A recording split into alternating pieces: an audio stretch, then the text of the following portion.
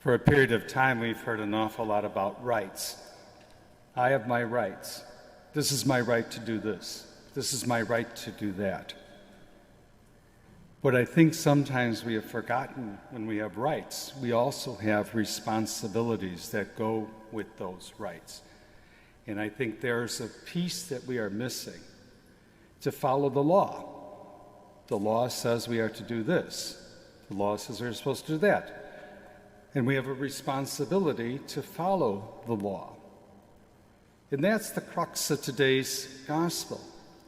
The law was very important to Jesus. He followed the law.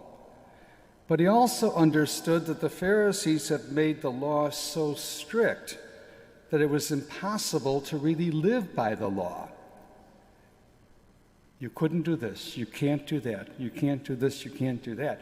And when the disciples take the grain on the Sabbath and eat it, they were probably just going through and, as we all go through sometimes, oh, that looks good, and they taste it. And the Pharisees went after them. And Jesus says, you know what? The law is very important. I obey the law. But the law must be tempered with responsibility, but also with mercy. I've talked to a Jewish rabbi who, holds the Sabbath. They can't ring a doorbell, can't ride in a car, can't do this. I mean, they walk everywhere and stuff like that, to get from one place to another. But he said, if my wife gets sick, I have to call the doctor and she can ride in an ambulance. Okay? The law says she's not supposed to ride. But in an emergency, you do it. You do what's right.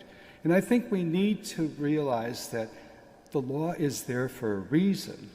The law is there to keep us free, actually, to give us the ability to lead our lives in an orderly and gentle way, in a good way. But the law also must be tempered with mercy.